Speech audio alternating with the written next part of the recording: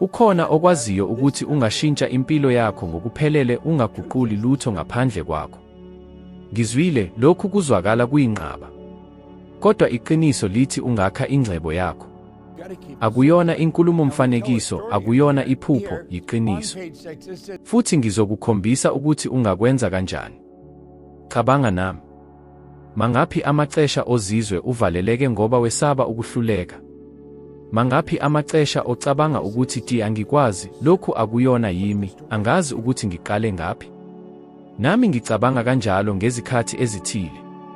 Kodwa lapho ngithatha isinyathelo sokuqala, ngingazi ukuthi kuzokwenzekani kamuva, konke kwaqala ukushintsha. Awudingi ukuzethemba ukuze uqale. Udinga ukuqala ukuze uthuthukise ukuzethemba.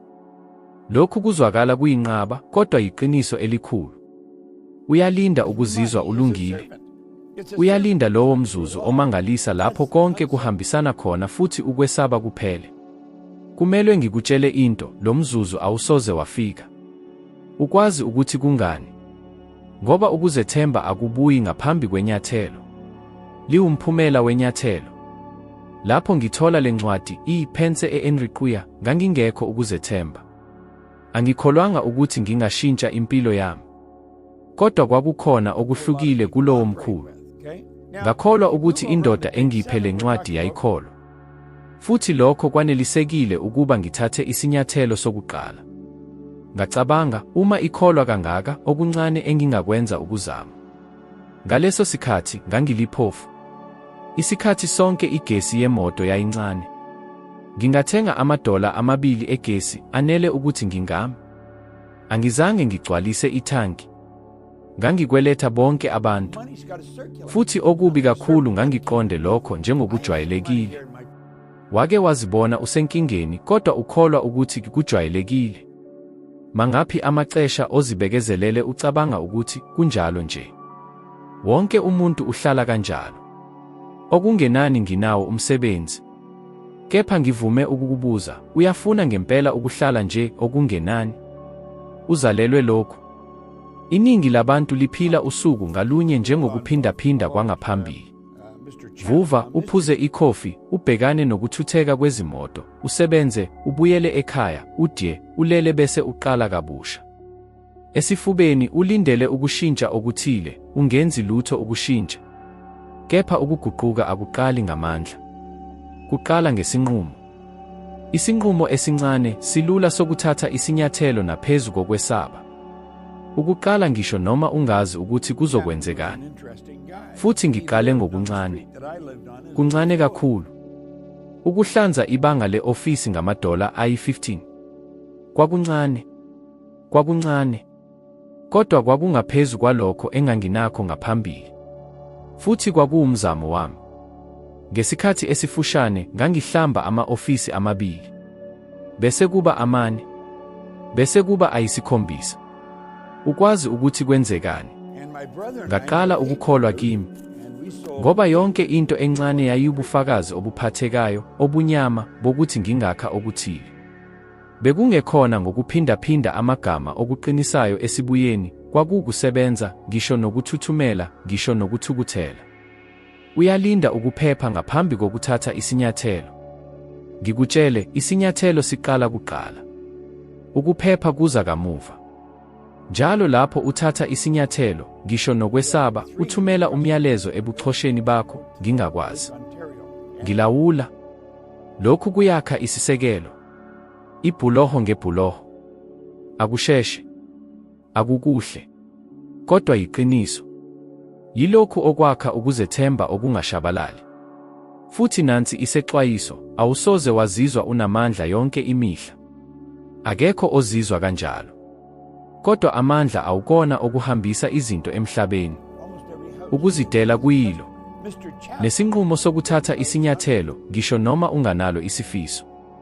Namuhla, abantu bahlasela ngokuqukethwe kokukhuthaza, amavidiyo okuthi ungakwazi, amazwi akhuthazayo. Kodwa okushoda ukusebenza. Wake wacabanga ngabantu abaningi abanamazinga amahle, amaphupho amakhulu, futhi basebema. Inkinga akuyona ukushoda kwethalente. Inkinga yilokho abalinde ukuzethemba ngaphambi kokuthatha isinyathelo. Kepha nansi imfihlo, awudingi ukukholwa ukuthi uzokwenza. Udinga ukukholwa ukuthi uzokuzama futhi uma ungaphumeleli ekuzameni kokuqala. Yilokho okwangenza ngaya phambili. Angizange ngifune izigidi lapho ngiqala. Ngangifuna nje ukuphuma ebumpofu. Kodwa lapho ngiqaphela ukuthi ngithatha isinyathelo, bese kuba elinye umbono wabamkhulu. Futhi yonke inyathelo langenza ngakholwa kakhulu. Ukwazi ukuthi yini iphutha labantu abaningi. Bazama ukushintsha impilo yonke ngesikhathi esisodwa. Lokhu kubangela ukwesaba. Futhi ukwesaba kuvimba. Okusebenza ukuqala ngesenzo esincane. Okuthile ongakuqala ukukwenza namuhla. Manje akudingeki ulahle umsebenzi. Akudingeki uhambe. Akudingeki utshale konke okunayo. Udinga nje ukuzibophezela kwenyathelo. Funda incwadi. Bhala umgomo. Hlamba ibanga njengoba ngikwenzile. Kodwa sebenza. Ngoba uma usebenza, ingqondo yakho iqala ukukubona njengomuntu oqala. Futhi lokhu kushintsha konke. Ukuzethemba akuyona isipho. Akuyona igenetics. Kukwakhiwa. Futhi kuqala ngomzuzu lapho uyeka ukulinda isibindi bese uya. Iningi labantu liphila nesithombe esinyenyekile saso futhi alikwazi. Abaqapheli ukuthi baqondiswa yiprogram engqondweni efihliwe, eyalela lokho abakukholwayo kungaba khona noma kungabikho. Le program ibizwa ngokuthi iparadigm. Futhi ilawula konke, imali yakho, ukuziphatha kwakho, imiphumela yakho, izinqumo zakho ngisho nalokho okukholelwa ukuthi ukufaneleka. Okuthakazelisayo ukuthi yafakwa kuwe lapho ungakhulumi. Kusukela ebuntwaneni. Ngaphambi kokuba uqonde ukuthi yini imali, impumelelo noma ukuzethemba. Lapho ngisesemncane, ngangiphila endlini encane eNorthern yeCanada. Kwakuyisikhathi sempi, ukushoda, ukwesaba. Abazali bami babengenayo imali. Hayi ngoba babevila noma bengenasithakazelo kodwa ngoba nabo babehlelwe kanjalo. Futhi ngithole konke lokho. Ngitshele, uyakhumbula ubuhlobo lwabazali bakho nemali? Babezizwa bekhalaza ukuthi imali ayikhula emithini. Ukuthi kudingeka usebenze kanzima ukuze uthole kancane. Ukuthi impilo inzima kulabo abanhliziyo zihlanzekile. Yazi, njalo lapho uzwa lokhu, ingqondo yakho yangaphakathi yabhala. Iparadigm yakho yaqala ukwakhiwa njengemephu yangaphakathi. Kodwa le mephu ayizange idwetshwe nguwe. Yadwetshwe ngabafundisi abangazange bacebe, ngabahlobo abaxakekile, ngamahlobo ahlulekile, yisikhungo esiqhosha ukushoda njengokuthi kuyiqiniso. Wake wazibona, ngisho nangemva kokuthola okuthile okuhle, uzibhubhisa. Uqeda kakhulu. Uyeka amathuba. Noma uzizwa ukuthi awukufaneleki konke lokhu. Akuyona inhlanhla embi. Lokhu yi-autoimage esinyenyekile.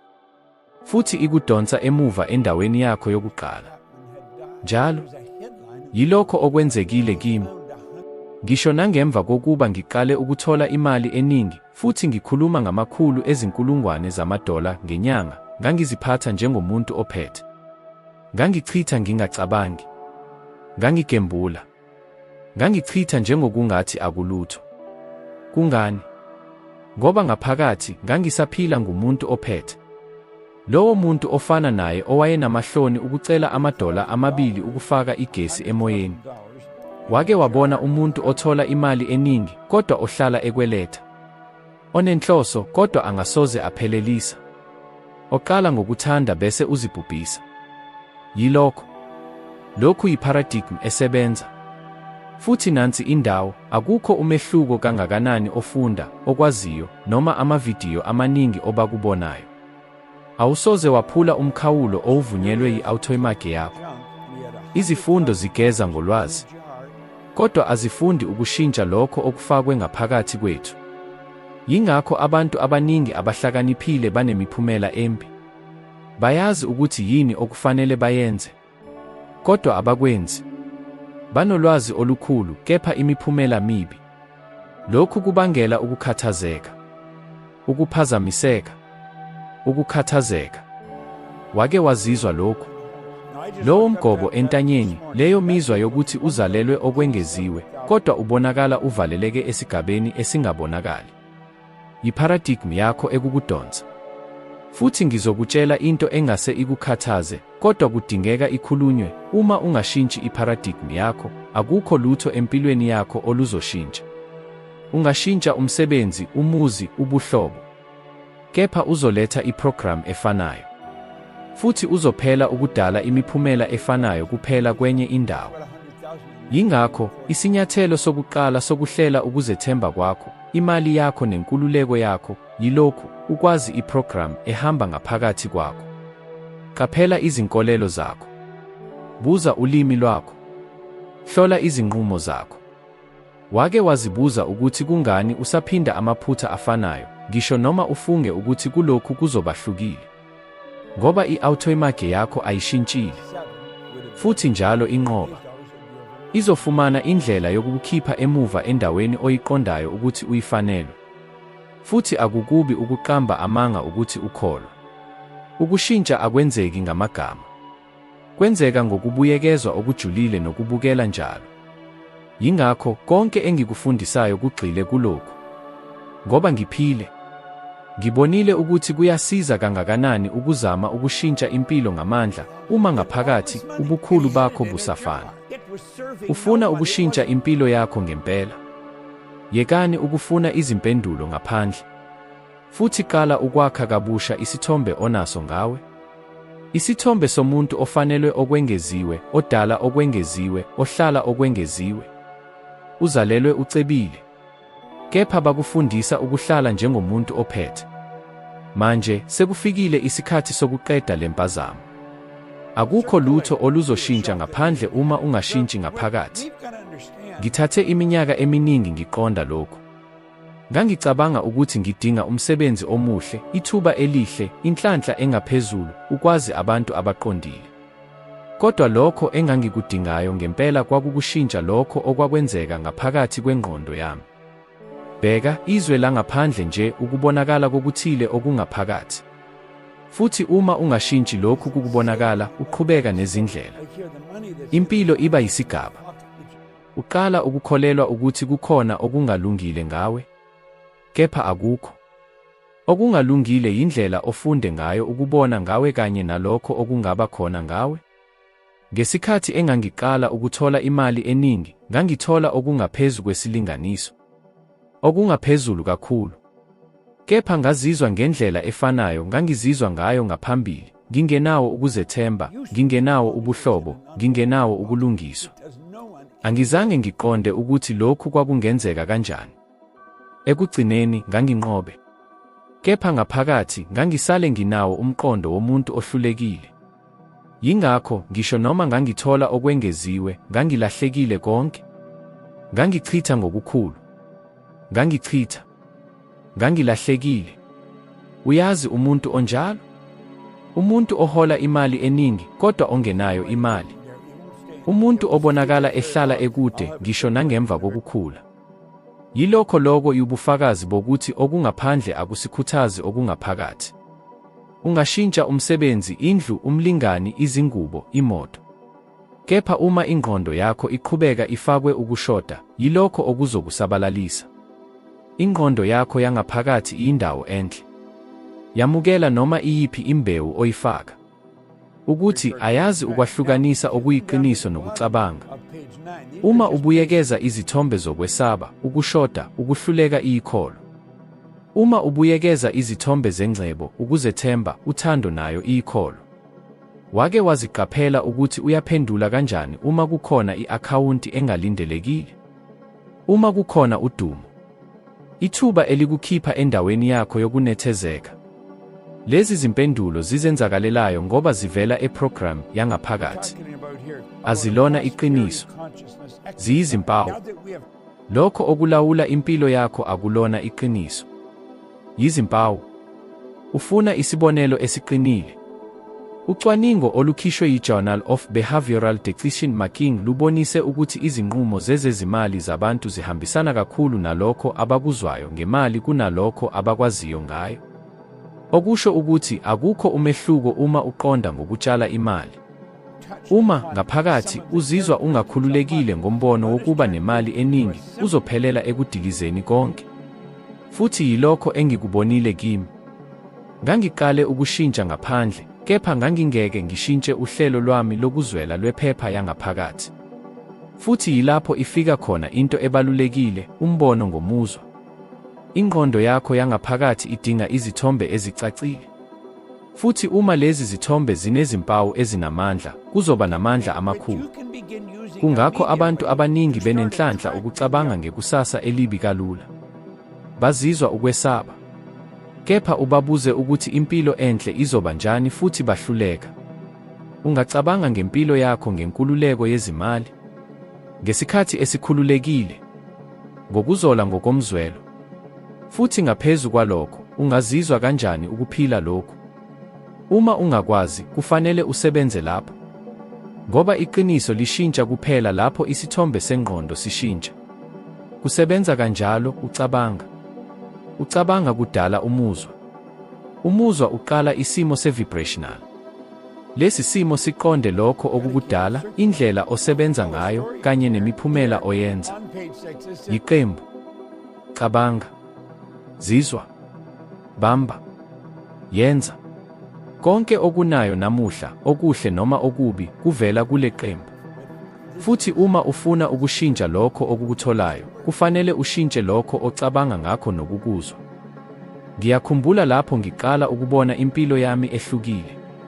Ekuqaleni kwakunzima. Ingqondo yami yangihlupha. Ucabanga ukuthi ungubani, awusoze wakwazi lokhu akunakwenzeka komuntu onjenguwe.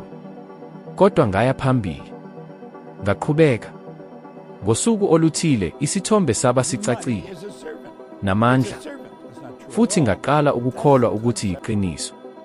Ngaleso sikhathi konke kwashintsha. Hayi ngoba izwe lishintshile, kodwa ngoba ngishintshile ngaphakathi. Futhi kholelwa uma ushintsha ngaphakathi, izwe alinakho ukukhetha. Kudingeka lihambisane ne-vibration yakho entsha. Awuphili lokho okufunayo. Uphila lokho okukholwayo. Futhi uyakholwa kuphela ngeqiniso lokho okukuzwayo njengeqiniso. Yingakho uma ufuna ukuphila iqiniso elisha, ungalindi ukufika kwalo. Yenza ngaphakathi kwakho. Bona. Zizwa. Sebenza. Futhi izwe elikuzungezile lizophoqeleka ukuthi lihambisane. Wake wazibuza ukuthi kungani uqhubeka uwa ezindleleni ezifanayo, ngisho nangemva kokuba nokufinyelela kolwazi oluningi? Wake wafunda izincwadi ezinhle, wabuka izinkulumo ezinhle, wezwa izindaba ezinhle futhi usaphinda amaphutha afanayo, imikhuba efanayo, imiphumela efanayo. Nami ngake ngizizwa kanjalo. Isikhathi eside ngangicabanga ukuthi inkinga yayingekho ulwazi. Khona-ke ngangifunda. Kepha imiphumela ayihambelani. Kwaze kwaba yilapho ngiqonda, akuyona indlela ofunda ngayo. Yindlela oqhubeka ngayo okuguqula. Ukubuyela iyisixhumanisi esilahlekile phakathi kokwazi nokuthi ungubani. Yilokho okujika umqondo ube yinkolelo. Ungezwa iqiniso elinamandla kanye ube nomuzwa. Kodwa kuphela lapho ukulalela izikhathi ezingamakhulu, uzizwa, ucabanga, bese usebenza ngakho, kuba yingxenye yakho. Ngifunde iPense eNriquat yonke imihla, iminyaka eminingi. Hayi ngoba yayincwadi enhle, kodwa ngoba njalo lapho ngifunda, ingxenye entsha yami yayivuka. Kwakukuvula izibani ezingaphakathi ezazizivaliwe kusukela ebuntwaneni. Ngangiphinda. Ngisho noma ngingakuqondi konke. Ngisho noma ngingakukholwa konke. Kodwa ngangiphinda. Ngoba okuthile ngaphakathi kwami kwakusho ukuthi lokho kwakusebenza. Futhi kwasebenza ngempela. Okwenzekayo kubantu abaningi ukuthi badla okuqukethwe, kodwa abasebenzi. Noma basebenza kanye bese beyeka. Abaphindi. Abazivezi ngokwanele kulowo mqondo.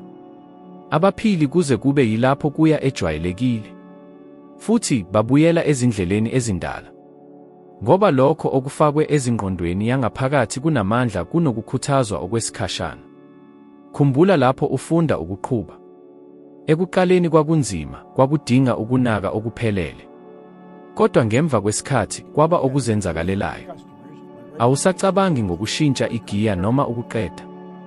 Lokhu kwenzeka ngoba ubuyekeza. Ingqondo ifunde. Umphumela wakhumbula.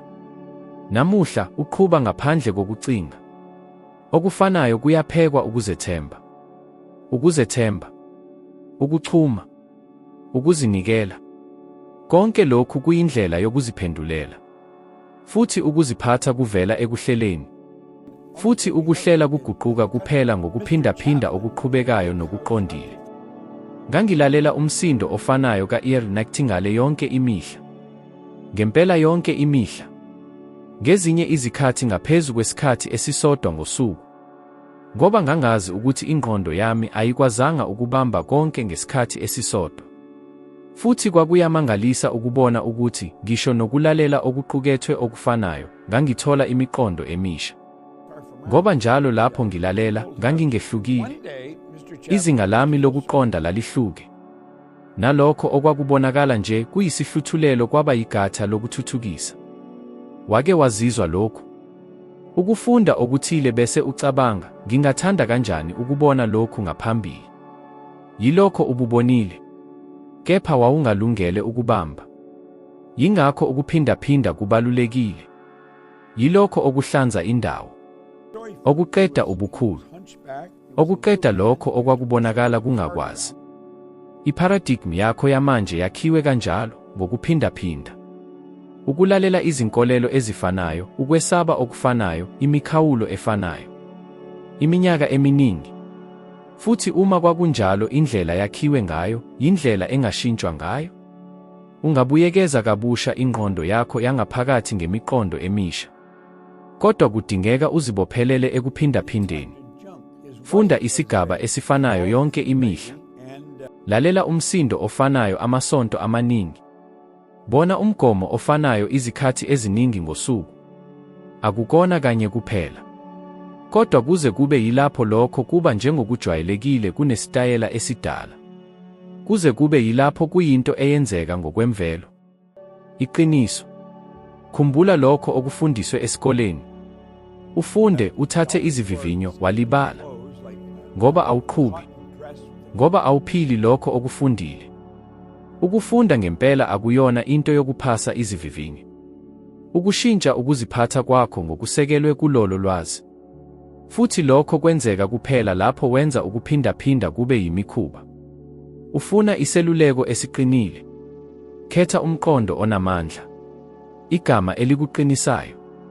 Umbono oqinisayo. Bese uphinda yonke imihla. Bhala. Funda ngezwi elikhulu. Lalela. Cabanga ngakho. Kuze kube yilapho liba yingxenye yegazi lakho. Ingxenye yobukhulu bakho. Impilo yami ishintshile kuphela lapho ngiqonda lokho. Lapho ngiqaphela ukuthi imfihlo yayingekho ekuphileni okwengeziwe, kepha ekuqhubeni lokho okwakuyiqiniso kimi. Yilokho engaphuma ngakho empilweni yokushoda ukuya empilweni yenkululeko. Ukuphinda. Yonke imihla. Ngokuqondile. Ngokuzinikela. Ngokholo. Ngoba ukuphindaphinda kugqoba ukungabaza ube yeqiniso. Ukwesaba ube yisibindi. Inhloso ibe yisenzo. Nesenzo esiphindaphindayo siqala iqiniso elisha. Awudingi umqondo omusha. Udinga isibophelelo esisha ngomqondo oqondile. Konke kuqala ngokuphinda. Ukuphinda kuze kube yiqiniso. Iqiniso kuze kube yingxenye yobukhulu bakho. Ubukhulu bakho kuze kube yindlela yakho. Bonke bafuna inkululeko. Isikhathi nemali. Bafuna ukuhamba uma befuna, ukudla abakuthandayo, ukusiza abazali, ukuphila ngokuthula, ukwenza izinqumo ngaphandle kokubuka ibhala lokubalwa. Ukwazi ukuthi yini engiyithandayo. Ukuthi wonke umuntu ufuna lokhu, kodwa abambalwa bakholwa ukuthi bangakuthola. Futhi leyiphutha. Iningi labantu liphila njengokungathi inkululeko iyisipho sabambalwa. Kepha iqiniso lithi inkululeko yi-consequence yendlela osebenzisa ngayo ingqondo yakho. Futhi uma ufunda ukusebenzisa ingqondo yakho kahle, uzobona ukuthi inkululeko akuyona imiklomelo ebekelwe abakhethekile. Yikhetho. Yisimo sengqondo. Iminyaka eminingi ngangicabanga ukuthi inkululeko yilokho abacebile abanayo, futhi angizange ngizibone njengomunye wabo. Kwakukuba sengathi kukhona udonga olungabonakali oluhlukanisa bona nathi. Kodwa ngemva kokutadisha amashumi eminyaka, ukubuka abantu abavamile befinyelela imiphumela emangalisayo, ngithole lokho akekho ositshela kona: inkululeko iqala ngokuqonda. Konke kuguquka uma ushintsha indlela obona ngayo izwe. Wake wacabanga ngendlela osebenzisana ngayo nesikhathi sakho, nemiqondo yakho, namathuba akuzungezile. Lapho ngiqonda ukuthi wonke umuntu unezikhathi ezingama-24, ingqondo yami yaqhuma. Kungani abanye benza izinkampani, bacebe, babe nesikhathi somndeni, bakhathazeke ngempilo ngenkathi abanye behlala begijima, benamathele, bekhathele? Ngoba labo abanenkululeko bafunde ukusebenzisa isikhathi ngenhloso. Akuyona into yokwenza okwengeziwe. Ukwenza lokho okubalulekile. Ucwaningo oluyenziwe yi-Harvard Business Review lubonise ukuthi abantu abaphumelelayo emhlabeni abakhulu abathande ukugijima. Yilabo abazi ukusho cha kulokho okungabaphathisi lapho befuna ukuya khona. Lokhu kudinga ukucaca. Futhi ukucaca kudinga ingqondo eyenziwe. Inkululeko ihambisana nobuhlobo bakho nemali. Wake waziqaphela ukuthi abanye bahola kahle, kepha bahlala besaba ukulahlekelwa konke? Noma abanye baphila ngamahlu, njengokungathi imali njalo iyinkinga, umthombo wokucindezela. Lokhu kwenzeka ngoba iningi alikaze lifunde ukucabanga ngemali ngendlela enempilo. Imali ngempela umqondo. Amandla okuguqula. Iphendula izinga lakho lokuqonda. Ukuchuma yikho okungakubonisi impumelelo yakho, kodwa yindlela osebenzisa ngayo imali yakho, kanye nokuthi ukholelwa ukuthi ufanele ukufumanani. Ngibonile abantu abahlakaniphile, abafundile emanyuvesi amakhulu, kodwa bengenawo umsebenzi ozinzile. Ngithole nabantu abangafundanga kakhulu, kodwa baqonda ukuthi ingqondo isebenza kanjani, ukuthi umbono usebenza kanjani, futhi bakha ubuthebi obukhulu. Kungani? Ngoba ulwazi alulona yona into ebaluleke kakhulu, ukukholwa nokuzenzela kuyadingeka. Ingqondo yakho iyisihluthulelo, ingaba yibhasi lakho noma inkululeko yakho. Ubuchopho bakho buqukethe amathuluzi amandla, umcabango, isizathu, ukuzimisela, ukuqonda, khumbula, intuition. Iningi lethu aliwasebenzisi, likhetha ukufuna izixazululo ngaphandle, kuyilapho impendulo isekhona ngaphakathi. Ufuna inkululeko? Yeka ukufuna izindlela eziyimfihlakalo, qala ukusebenza emicabangweni yakho, imizwa yakho, nezenzo zakho. Ngiyakhumbula ngesikhathi ngise-Toronto, isikhathi sami sasichithwa yimisebenzi engazuzisi lutho, ngizizwa ngimatasa, kodwa ngingathuthuki. Ngase ngiqala ukufunda ngezindlela zokucabanga zabaphambili, ngaphawula ukuthi ubuhlakani babo babubalulekile, kodwa babenokucaca kwemigomo kanye nokuzidela ukuze bagxile. Babenza okudingekayo, hayi abafuna, basebenzisa ingqondo yabo. Yilokho engifuna ukuba uqonde. Ukuzethemba okuqinile kuvela lapho uthola amandla akho okwakha iqiniso lakho, ngaphandle kokuthembela komunye umuntu. Lapho uvuka wazi ukuthi ufunani, uqonda ukuthi ungafinyelela okuningi, uphile kangcono, ube nomthelela omkhulu. Uqaphela ukuthi ukuphindaphinda kwento esebenzayo kanye nokuqeqeshwa kwengqondo njalo kuguqula okungenakwenzeka kube yinto engaphepheki. Inkululeko yezimali neyesezikhathi ayisiqalo, kodwa iyimphumela yendlela yokucabanga ephumelelayo. Le ndlela iqala ngombuzo olula: ngingayisebenzisa kanjani ingqondo yami namuhla ukwakha impilo engiyifisayo? Ekugcineni akusona iqhinga, kodwa yilwazi. Futhi ulwazi, oluthuthukiswa yiphindaphinda, ukuzidela nokucabangela, lukhiqiza into eqinile, inkululeko yangempela. Iningi alihluli ngokungabi namathalenta, kodwa ngokulindela imvume yokuwina. Balindela ukwamukelwa abazali, omunye, umqashi, abangane, umphakathi, bevinjwa amandla abo ngokwesaba ukubonakala beqhosha, benesibindi, abafana. Ngicacisa, awudingi imvume yokuphila injongo yakho. Ukuzethemba kwangempela kuvela lapho uyeka ukufuna imvume yokuba yilokho oyikho ngempela. Yini evikela abantu abaningi ekuqaleni? Akukhona ukungabaza, kodwa ukwesaba umbono wabanye. Kuthiwani uma bethi ngiqhosha? Kuthiwani uma ngihluleka? Kuthiwani uma kuphumelela futhi ngilahlekelwe abantu engibathandayo? Le micabango ilimaza amandla akho. Ukushintsha kudinga ukuzikhulula ekuthini kufanele kwamukelwe. Ngikhumbula ngesikhathi ngiqala ukwabelana ngokufunda kwami. Ngaphandle kweziqu, ngaphandle kwenhlonipho, abaningi babengibheka ngokungabaza, abanye bahleka, abanye bagxeka, bethi kuyinkulumo nje. Ekuqaleni kwangihlupha, kodwa ngaphawula ukuthi angisakuphuza impilo ngizama ukufana nezimfanelo ezingasebenzi. Uyazizwa lokho? Ukuzizwa ukuphila indima engakumeleli. Lokhu kuphila okungeyona yona, okulimaza ukuzethemba, ngoba uyazi ukuthi uzikhohlisa ukuze ujabulise abanye. Futhi abanye, ngokuvamile bayoba nombono. Ngisho noma ulandela imithetho, kuzoba khona ukugxeka. Ngisho noma uthobekile, bangakubiza ngokuthi isiwula. Ngisho noma uzidela, bayothini ukuthi bekuncane. Khona-ke, kungani ufihleka? Wazalelwa ukukhula, ukwanda, ukuphefumulela. Lokhu kuyaphatha abantu abathande ukulala. Beka eduze kwakho, bangaki abantu abayeka amaphupho abo ngenxa yemibono yabanye? Bangaki babe yizinguqulo ezincane zabo ukuze bangalahlekelwa ubuhlobo? Bangaki abaye bamba amathalenta abo ngokwesaba ukukhanya? Izwe lidinga abantu abaqeda ukuzifometha ngemibono yabanye, abamukela ukubaluleka kwabo, abangazikhaliphi ngokukhula. Ungaba lowo muntu, kodwa udinga ukuphazamisa umjikelezo wemvume. Zitshele, ngizivumela ukunqoba. Uma wenza lokho, isimo sakho, ukubuka kwakho, ukuzwela kwakho kuyashintsha, futhi izwe liyakubonisa lesishintsho.